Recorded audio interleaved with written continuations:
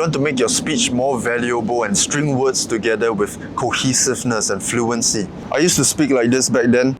Or I hang up a call, I always felt this thought of like, I would reanalyze the situation. I would be like, is there a perfect way I could say goodbye? What's the ideal way to wave goodbye to somebody? Like things like that. I never knew. What the fuck? Here's how to sound less stupid.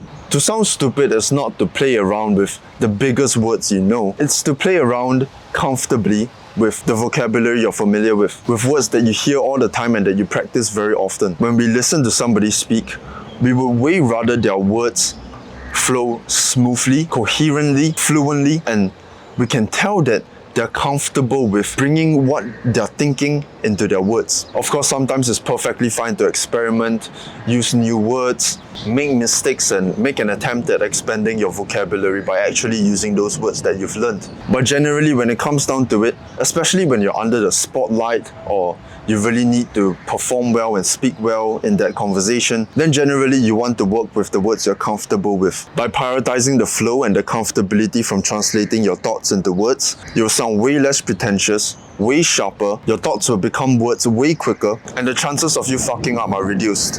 When somebody asks you a question, you want to actually listen and make sure you understand the question.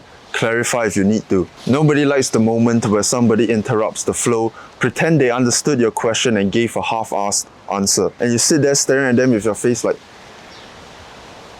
And if after you've understood the question and you genuinely don't know the answer and you are unfamiliar with the topic, but you wish to have an opinion on it, it's better off to just say, I don't know. If you pretend to know something, you're going to fuck up your momentum. Because in your head, you are completely aware that you're full of shit. You're being retarded right now, and any intuitive person can tell that you are pretending to know something you don't. To improve your ability to speak, it is unavoidable that you need to practice. You need to write, and you need to rehearse, and you need to speak. You need to enunciate. You need to practice the techniques that you've picked up from other people and genuinely sit there, reevaluate the way you speak, think about how you can improve, and try again and again. You can't learn speaking as effectively if you're only listening and you're trying to copy how other people speak. They've tuned their vocal instrument with their own facets of how they express themselves. And how you express yourself is going to be marginally different. So you're going to actually have to practice, and you cannot just listen and regurgitate exactly. And it's a good place to start, but in order to integrate it with your brain,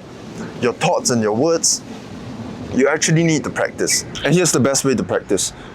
You speak to a camera, you record it, and then you watch it back, painstakingly listening to your own voice. I know how much it hurts. I've done it hundreds of times. You think it's gay, but guess what? Everybody else thinks it's gay. That's why it's going to give you an advantage, because they're going to think it's too gay to do. But you're going to do it because you don't care if it's gay, and you're going to make progress anyway. I'm not pretending to be a tremendously good speaker. I get stuck hella often.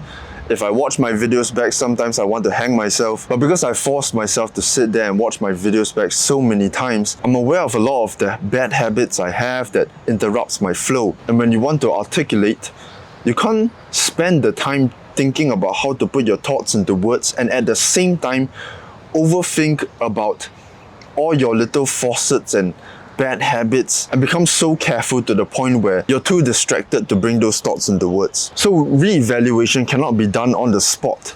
Maybe you can catch a bad habit on the spot, but when you want to re-evaluate, you need to wait until you're done with speaking your mind. So that's why when you record yourself speaking and you play it back, it's the perfect way to re-evaluate how you speak. Maybe you notice how much filler you have in your speech. Maybe you realize that you're rushing too much sometimes. Maybe you realize that you try too hard to sound intelligent. And with the initial awareness of the bad habits you have, the next time you speak or you're in a conversation or you're recording yourself speaking to the camera again, when you make those bad habits again, you're gonna stop yourself and go, yo, okay, how can I not do that anymore? And as you keep catching yourself in those bad habits, you're gonna realize that the frequency of those bad habits happening again will decrease. Practice and re-evaluation is very important. And if you intend to get better quick, that's what you have to do. And eventually, as you speak more and more to the camera, you re-evaluate your actions more and more. You're more and more aware of how you speak, the way you express your thoughts, and you get into this flow state as you speak. It's a skill that's almost like you're playing a role, you're acting. And getting into that state of mind where you're playing a role, you've already started the flow,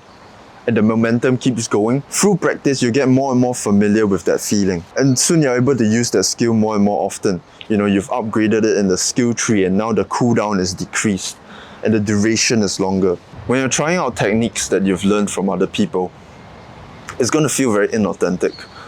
And you're going to think, you know, how can I integrate this into the way I express myself without it coming off as ingenuous, inauthentic, and so awkward, uncomfortable, and unfamiliar to do. Those feelings of awkwardness are completely normal, and it isn't necessarily inauthentic. I think it takes time to integrate those techniques into the way you speak. You really just have to do it more and more until it becomes a part of you, until it becomes the way you express yourself. When you're learning an instrument or a language, being bad at expressing yourself through those mediums doesn't mean you're being inauthentic. As you get better and better at doing those things, expressing yourself through these mediums, it slowly becomes more of an extension of you. And as you improve at that skill or that medium of expression, what happens is the bandwidth of how much you can express yourself through that medium is increased. And soon enough, the techniques and the little things you're trying to integrate into the way you express yourself become more and more comfortable, and eventually you don't even question their authenticity. So yep, practice, practice, practice. You got this. I love you. Good luck. It's a better work.